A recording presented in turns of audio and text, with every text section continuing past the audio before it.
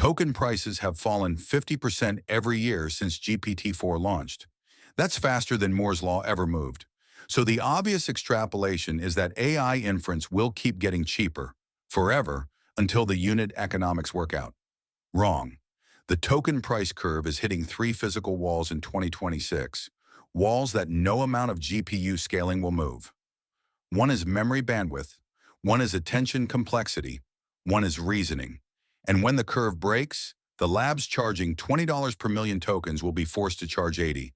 OpenAI is burning $5 billion a year on $25 billion in revenue. Those three walls are the reason. Let's walk through them. This is episode 2 of the AI money flow. Before we get to the walls, we need to be clean about what an AI token actually costs to produce. People assume the bottleneck is compute, tensor cores grinding through matrix multiplications. That's wrong, and it has been wrong since GPT-3. The bottleneck is memory bandwidth. Every single token a model generates requires reading the entire set of model weights and the entire context cache out of high bandwidth memory.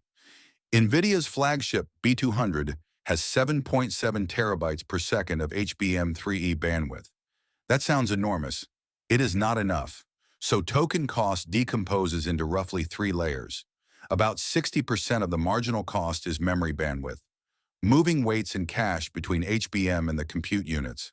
About 25% is compute, the actual flops of attention and feed forward. About 15% is interconnect, NVLink and InfiniBand, moving data between GPUs in the cluster. The walls we're going to walk through hit the bandwidth layer the hardest.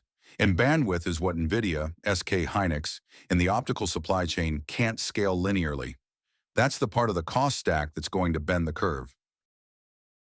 Wall 1 is the KV cache bandwidth wall. This is the hardest one to talk around. When a transformer generates a token, it has to attend to every previous token in the context. The way it does that is by reading 2 tensors, keys and values, for each token in the context window. Together, that's called the KV cache. It lives in HBM, and it grows linearly with context length. For a frontier model like GPT-5 or Claude Opus 5 with 32,000 tokens of context, the KV cache is around 10 gigabytes per request.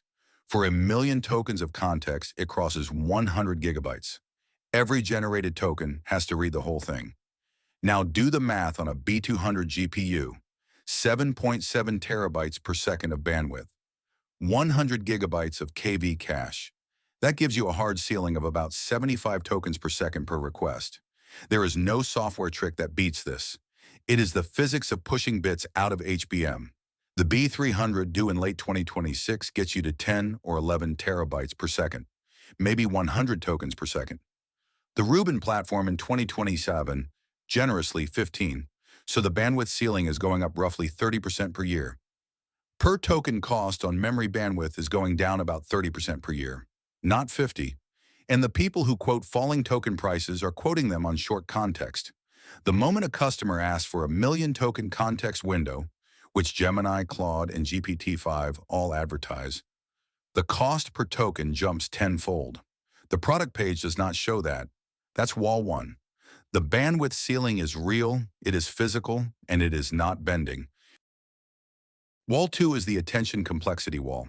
Self-attention, the operation that lets a transformer model long-range dependencies, is mathematically order n squared in sequence length. 1,000 token context costs 1 unit of compute. A 10,000 token context costs 100 units. A 1 million token context costs 1 million units. This is not a bug. It is the definition of the operation. Every token has to attend to every other token. The number of pairs scales quadratically. Flash attention, the breakthrough kernel that made long context possible, doesn't change the complexity. It just hides the constant factor by fusing operations and minimizing HBM round trips. Same n-squared math, smaller wall clock time. So when Gemini 1.5 advertised a 1 million token context window in 2024, and Claude and GPT-5 followed in 2025, the per token cost they had to absorb was not advertised. Internally, generating a single token at 1 million contexts is roughly 1,000 times more expensive than at 1,000 contexts. Why do they advertise it anyway? Because long context is a marketing feature. The argument is customers will use a fraction of the window and we can amortize the cost. In practice, a software engineering customer using Claude Code with a 50,000 token code-based context is paying $8 per million output tokens, but burning roughly 3 times that in compute. Sparse attention variance, sliding window, ring attention, alibi, help. They turn n squared into n log n or n times some constant. But every approximation costs accuracy on benchmarks, and accuracy is what users pay for. The walls compound. You can't fix bandwidth with attention tricks, and you can't fix attention with bandwidth. Wall 3 is the reasoning multipass wall. This is the newest one, and the most expensive. The frontier shift in 2024 was test time compute. OpenAI's O1, then O3, then GPT-5 thinking mode. Anthropic's extended thinking, Google's deep think. Instead of generating the answer directly, the model generates an internal chain of thought first, and then generates the visible answer. That chain of thought is invisible to the user. It is not in the API response by default, but it is billed at the same per token rate as visible output. OpenAI publishes the O3 input rate at $2 per million and the output rate at $8 per million. A typical reasoning query generates between 3,000 and 10,000 hidden reasoning tokens for every visible answer. That's 3,000 to 10,000 multiplied by $8 per million, billed to the developer, hidden from the user. For a coding task, O3 ends up costing 4 to 5 times more per query than GPT-5 non-reasoning, despite the same headline rate. The reason is the hidden tokens. This breaks every published token price chart. The price per token on the marketing page is true. The price per user task is 2 to 10 times higher. For users, this is fine when the value is there. For OpenAI, it is brutal. Their gross margin on a reasoning query is roughly negative 100%. Anthropic gets some of this back with prompt caching. They charge 90% less for previously seen context. But they only break even because Claude Code customers reuse large prefixes. The reasoning revenue line is rising fast. The reasoning gross profit line is not. So given 3 physical walls, why is the published token price still falling 50% per year? 3 architectural levers, each helps, none reverses. Lever 1, speculative decoding. The idea is to use a small fast model to predict the next 4 to 8 tokens, then use the big model to verify them in parallel. If the small model gets most predictions right, you save on auto-regressive steps. Typical speedup is 2 to 3 times on output throughput. Real, but bounded. Once you hit it, you can't double dip. Lever 2, mixture of experts routing. Instead of activating all model parameters for every token, route each token to a subset. Mistral's Mixtral has 8 experts of 22 billion parameters each, but only 2 experts activate per token. So you pay compute for 44 billion parameters out of 141 billion. DeepSeek V3 is 671 billion total, but only 37 billion active per token. The dense compute saving is real, but the full weight set still has to live in HBM. Memory bandwidth saving is partial. Lever 3, prompt caching. Anthropic offers 90% off cached input tokens. Google offers similar. OpenAI followed in early 2026. This is the biggest unit economic win. If the same prefix is reused across many calls, the per-call cost drops roughly tenfold for that prefix.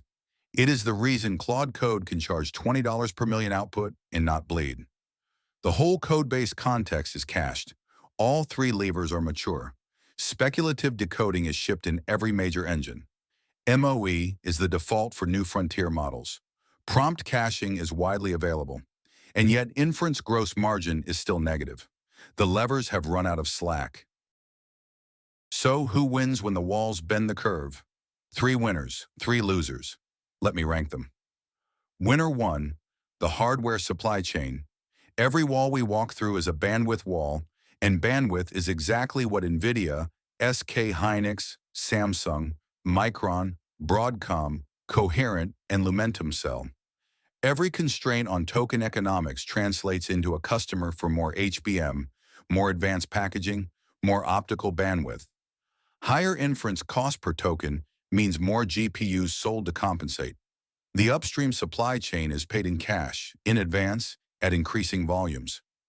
Same conclusion the Forgotten Monopoly series ended at. Winner 2, the Cloud Trinity. AWS, Azure, Google Cloud sell raw compute by the hour. They do not have to make the token math work. They just rent the GPUs. Margins on AI compute hosting are healthier than margins on first-party AI services. AWS Bedrock and Azure OpenAI service collect a rental fee per token, regardless of whether the model lab makes money. Winner 3, Anthropic, conditional. Anthropic is the only frontier lab credibly running positive gross margin on inference, because Claude Code's workload is prompt cache heavy and the long prefix code-based context is reused across every call. Roughly 50% gross margin reported. Sustainable if enterprise switching cost holds. Losers. OpenAI in product mode, gross margin on Consumer Plus and Pro tiers is negative 100% on reasoning traffic. Long context as marketing players, Gemini, GPT-5, and Claude all advertise million token windows that lose money per query. Reasoning model price takers. Every lab that has to match O3 and GPT-5 thinking pricing without Anthropic's prompt caching workload structure. Net of all this, the token economics will force repricing in 12 to 24 months. The question is who has enterprise switching cost when the price reset hits? Next episode in the AI Money Flow goes one layer deeper into the rental economy. The CSP Trinity, AWS Bedrock, Azure OpenAI, Google Vertex AI, 3 hyperscalers, 3 completely different ways of taxing the AI stack. AWS sits in front and sells access to every model. Azure has the OpenAI exclusivity that just got loosened. Google has its own first-party stack and sells competitors' models on top. Which of the 3 has the structural moat? Which is renting the buildings? Which is renting the floors? That's episode 3 of the AI Money Flow. If you want the actual industry view on where AI money flows, not the headline, not the narrative, the actual P&L, subscribe and stay with this playlist. 6 episodes, 1 question: who actually profits? This is VLSI Tech Explained.